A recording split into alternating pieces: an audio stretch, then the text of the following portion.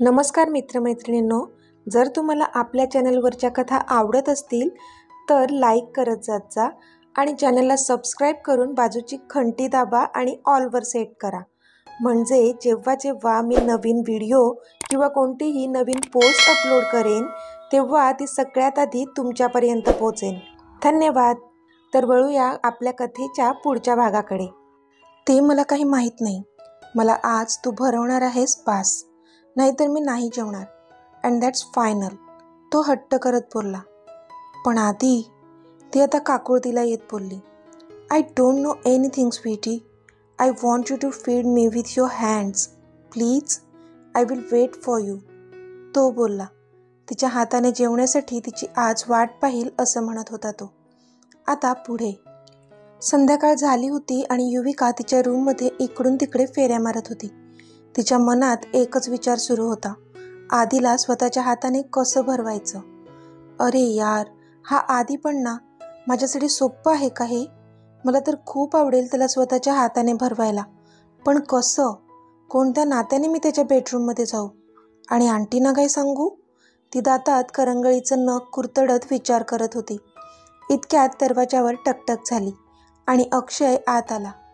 हाय युवी, त्याने तिला आवाज दिला। हाय, ती पण कसंनुसं हसत बोलली, पण त्याला पाहूनच एक गिल्ट तिच्या नजरेत आला, कारण तिचं आधीवर असणारं प्रेम कितीही खरं असलं तरी अजून अक्षय मात्र अनभिज्ञ होता त्यापासून। म्हणजे एक प्रकारे आपण त्याला फसवतोय असंच वाटत होतं तिला, पण तिला बिचारीला हे कुठे माहीत होतं की तो तर तुला जाणून बुजून फसवत आहे। हे काय झालं, कोणत्या विचारात हरवलीस? त्याने विचारलं। नाही, कुठेच नाही, ते सहजच, ती आता सारवासारव करत बोलली। ओके युवी, चल रेडी हो, आपण थोडं बाहेर फिरून येऊ, तो बोलला। बाहेर? आत्ता? ती मोठ्याने ओरडलीच। अगं हळू, अजून 6च वाजलेत, आपण येऊ लगेचच, तो बोलला। पण तिला मात्र अजिबात जायचं नव्हतं बाहेर, आधीला जेवण भरवायचं होतं। मी बाहेर गेले तर आंटी स्वतः घेऊन जातील आणि तो सडू जेवेन की नाही नाही माहीत। नो नो, मला नाही जायचंय बाहेर, ती स्वतःशीच बोलली। युवी, काय झालं? जा ना, रेडी हो, तो बोलला। अक्षय, मला नाही यायचंय अरे, म्हणजे माझा मूड नाही आहे, प्लीज, ती बोलली। तब्येत बरी आहे ना तुझी? असा कसा मूड नाही आहे? तुला तर आवडतं ना बाहेर फिरायला, चल आज मला वेळ आहे, तो बोलला। जेव्हा मला जायचं असायचं तेव्हा तर ह्याच्याकडे कधी वेळ नव्हता, आता ह्याच्याकडे वेळ आहे तर मला जबरदस्ती करतो, मी नाही, ती मनातच त्याला कोसत होती। अगं का मूड नाही आहे? जा ना, तो इतकं बोलावत आहे तर, उद्यापासून पुन्हा ऑफिस रुटीन सुरू होईल, जा रेडी हो पटकन, आता आकांक्षा आत येत बोलल्या।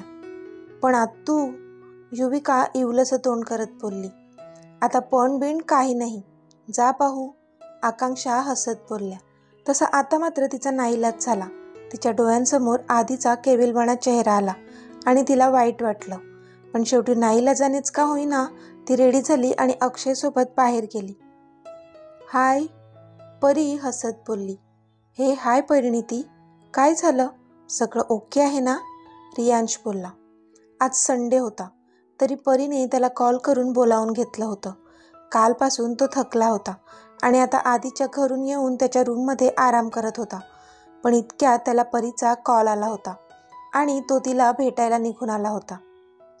हो, सगळं ठीक आहे ऋषी, परी बोलली। बरं, मग काही बोलायचं होतं का? त्याने विचारलं। तशी परी थोडा विचार करू लागली। ऋषी, तुझ्या मॉमची तब्येत कशी आहे आता? तिने विचारलं तसा तो तिच्याकडे पाहतच राहिला। हो, म्हणजे बरी आहे ती आता, तो गडबडून बोलला, कारण त्याच्या मॉमच्या रुटीन चेकअपसाठी तो त्यांना घेऊन गेला होता। पण परीला मात्र त्याने खोटंच सांगितलं होतं की मॉम ॲडमिट होती हॉस्पिटलमध्ये आणि म्हणून त्याला सुट्टी घ्यावी लागली होती। ओके, काळजी घे त्यांची, ती बोलली, पण त्याला काही कळत नव्हतं। परिणिती, काय झालंय? तू फक्त हे सांगण्यासाठी मला इथे बोलावलं का? हे तू मला फोनवर सुद्धा सांगू शकत होतीस, त्याने विचारलं।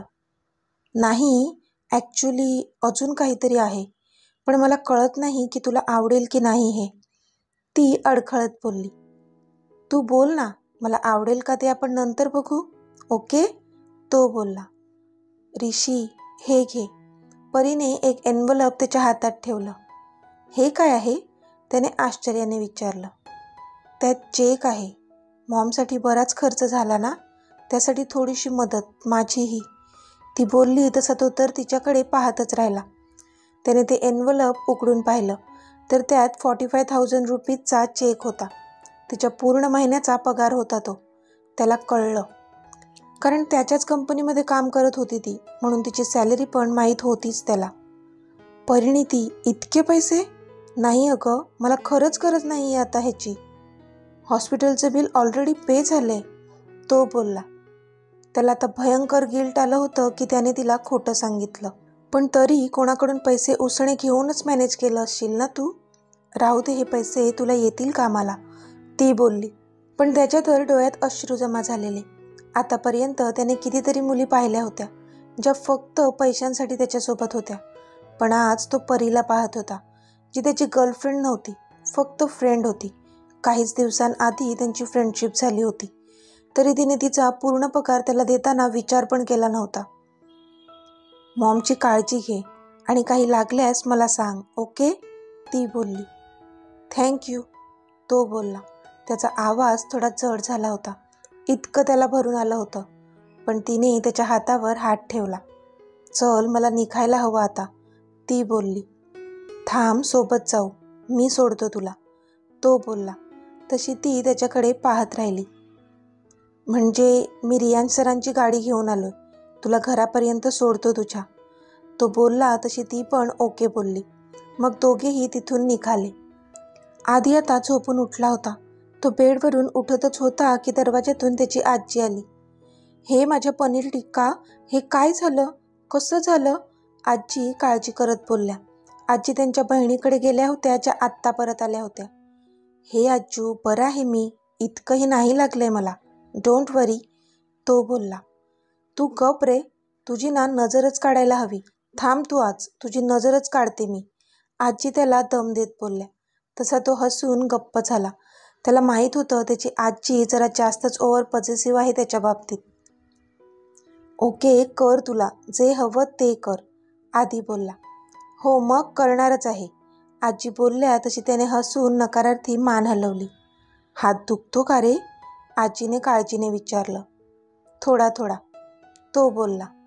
वाटेल बरं हो माझ्या राजच्या, आजी त्याच्या डोक्यावरून मायेने हात फिरवत बोलल्या. अरे आधी, असा कसा ॲक्सिडेंट झाला रे? नशीब जास्त काही झालं नाही तुला, आता सविता आत्या आणि मयुरी आत येत बोलल्या. तसं आजीने डोक्यावर हात मारला. असं कसं काही होईल त्याला? आम्हा सगळ्यांचा आशीर्वाद आणि प्रेम आहे त्याच्यासोबत, काहीच होणार नाही त्याला, आजी बोलल्या. तशी आत्या शांत झाली. ए मयू, चल ये जरा, मला मी सांगते ते सामान दे काढून, मला माझ्या पनीर टिक्काची दृष्ट काढायची आहे, आजी बोलल्या. आजी, मी? मयुरी तोंड वाकडं करत बोलली. हो हो, तूच, तुझ्या आईच्याने तर एक काम होत नाही, तू तरी थोडं शिकून घे, म्हणजे लग्न करून कुठे जाशील त्या घरी तरी नीट राहशील, आजी बोलल्या. तशी सविता त्या चिडल्या. आई, काय गं, सतत मला आणि माझ्या मुलीलाच बोलत असतेस? मी नक्की तुझीच मुलगी आहे ना, की मला मंदिरातून उचलून आणलंय, सविता आत्या बोलल्या. तसं आधीला हसू आलं. झालं ह्यांचं सुरू, तो मनातच बोलला. पण तोपर्यंत त्या तिघीही बाहेर गेल्या होत्या. आता मात्र तो मागे डोकं रेलून बसला. माझी चष्मीस अजून आली नाही, ती दुपारी गेले, ती अजून नाही आली, आता काय डायरेक्ट रात्री जेवण भरवायलाच येणार आहे काही, त्याने मनातच डोळे फिरवले. त्याने मग त्याचा फोन घेतला आणि तिला मेसेज केला. Hey sweetie, where are you dear, I am missing you badly. पण तो मेसेज वाचूनच तिच्या हृदयाची धडधड वाढली. तो तिला इतकं मिस करत होता आणि ती मात्र अक्षयसोबत बाहेर फिरायला आली होती. हो, आता ह्यामध्ये तिची इच्छा नव्हती ही वेगळी गोष्ट होती. मी बाहेर आली आहे, नंतर भेटते तुला, तिचा मेसेज आला. बाहेर? बाहेर कुठे? त्याचा पुन्हा मेसेज आला तिला. तशी तिची धडधड अजूनच वाढली, कारण तिला माहीत होतं की अक्षयसोबत आहे हे सांगितल्यानंतर तो नक्कीच चिडेल, त्याला नाही आवडणार. पण तरी त्याला खरं सांगावंच लागेल. मी अक्षयसोबत बाहेर आली आहे, घरी आल्यानंतर भेटते तुला, तिचा मेसेज आला, पण तो मेसेज वाचूनच त्याला राग आलाच. त्याने रागानेच तो फोन बेडवर फेकून दिला. हिला काहीच वाटत नाही का माझ्यासाठी? मी इथे असा हात घेऊन बेडवर असताना का गेली असेल अक्षयसोबत? मी ना बोलणारच नाही तुझ्याशी चष्मीस, आणि जेवणार तर त्याहूनही नाही. तो आता चिडला आणि स्वतःशीच बोलला. इथे त्याचा पुन्हा मेसेज आला नाही, त्यावरूनच तिला कळलं की तो आपल्यावर चिडलाय. तसा तिने एक सुस्कारा सोडला. तिने अक्षयला लवकर घरी जाण्यासाठी खूप फोर्स केला, तरी तो काही लवकर निघालाच नाही. बघता बघता त्यांना घरी पोहोचायला 9:30 वाजले आणि इथे युविकाचा जीव मात्र घशाशी आला. ते आता घरी पोहोचले होते. अक्षयने बाहेर खाल्लं होतं, पण युविकाच्या मात्र घशाखालून एक घास उतरणार नव्हता आधीने खाल्ल्याशिवाय, म्हणून तिने काहीच खाल्लं नव्हतं. तिने पाहिलं तर किचन पण क्लीन होतं, म्हणजे नक्कीच सगळ्यांची जेवणं झाली होती. पण आधी जेवला असेल का? त्याने आंटीच्या हाताने खाल्लं असेल का? की मग माझीच वाट बघत असेल? तिच्या मनात खूप सारे विचार येऊ लागले. पण या सगळ्या प्रश्नांची उत्तरे कोण देणार होता तिला? तिचा जीव तर वेडापिसा झाला होता त्याला एकटा पाहण्यासाठी, त्याला भेटण्यासाठी. पण कसं? तिने त्याला कॉल पण केला होता, पण तो मात्र तिचा कॉल घेत नव्हता. राग आला असेल त्याला, माहीत होतं तिला. शेवटी विचार करून करून थकली ती आणि खाली गेली. किचनमधून पाण्याची बाटली भरून घेतली, पण इतक्यात प्रतीक्षा तिला किचनमध्ये येताना दिसल्या. तशी तिच्या डोळ्यात एक चमक आली. आंटी झोपल्या नाहीत अजून? तिने विचारलं. हो ग, जातेच आहे झोपायला, फक्त ते दूध फ्रीजमध्ये ठेवायला विसरले होते म्हणून आले, प्रतीक्षा बोलल्या. आंटी, ते आदित्य सरांची तब्येत कशी आहे आता? युविकाने एकदाच विचारलंच. बरा आहे तो, पण आता अजिबात जेवला नाही, म्हणे भूक नाही. असं असतं का कुठे? आता मेडिसिन्स पण घ्यायच्या होत्या, त्या पण नाही घेतल्या.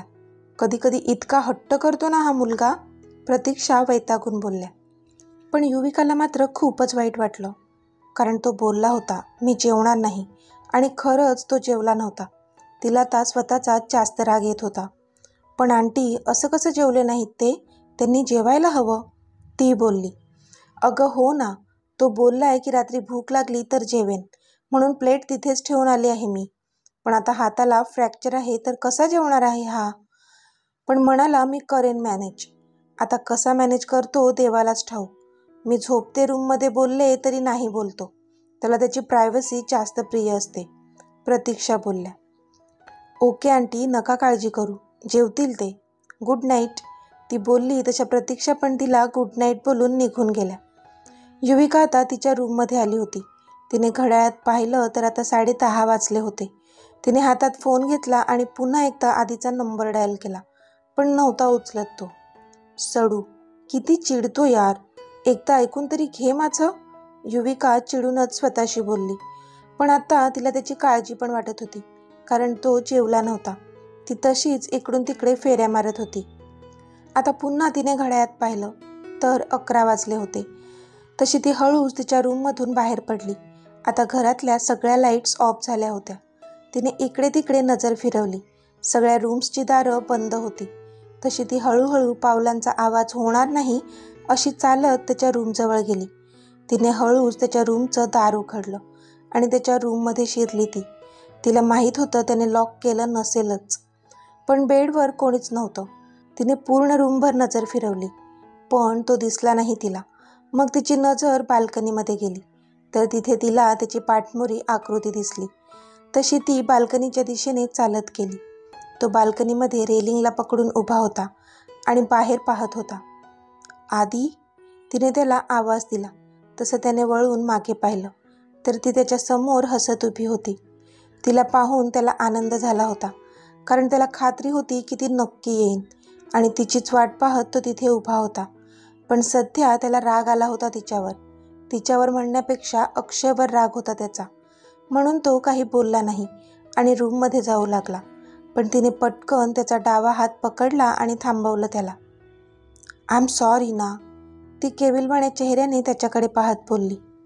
आत चल आधी, तो बोलला आणि तिच्या त्याच हाताला पकडून तो तिला रूममध्ये घेऊन आला. तिला कळलं त्याचं तसं वागण्यामागचं कारण. बाल्कनीमध्ये त्या दोघांना एकत्र कोणी पाहू नये एवढंच वाटत होतं त्याला. आय एम सॉरी, ती रूममध्ये येऊन पुन्हा बोलली. For what? त्याने उलट तिला प्रश्न केला. मी तुला जेवण भरवायला नाही येऊ शकले म्हणून, ती बोलली. It's okay. असंही तुला का फरक पडेल ना, मी जेवलो आणि नाही जेवलो तरी, तो दुसरीकडे बघत बोलला. पण तिला दुःख स्पष्ट दिसत होतं त्याच्या डोळ्यात. तशी ती त्याच्या जवळ गेली आणि बाजूला बसली. तिने तिच्या एका हाताने त्याचा चेहरा तिच्या बाजूने वळवला. आदी, I am really very sorry, ती बोलली. पण तो काहीच नाही बोलला. बरं, जेवून घेऊया, ती बोलली. मला भूक नाही आहे, तो तोंड वाकडं करत बोलला. पण मला खूप जोराची भूक लागली आहे, ती बिचारा फेस करत बोलली. तसा तो तिच्याकडे पाहतच राहिला. तू जेवली नाहीस? त्याने काळजीने विचारलं. तसं तिने चेहरा बारीक करत नाहीमध्ये मान हलवली. तू जेवल्याशिवाय घास उतरणार होता का माझ्या घशाखालून? तिने विचारलं. तशी एक हलकी स्माईल आली त्याच्या चेहऱ्यावर. जेवायचं का आता? की तुझ्यासोबत मला पण उपाशी ठेवायचा विचार आहे तुझा? ती क्यूट फेस करत बोलली. तशी त्याने हसून होमध्ये मान हलवली.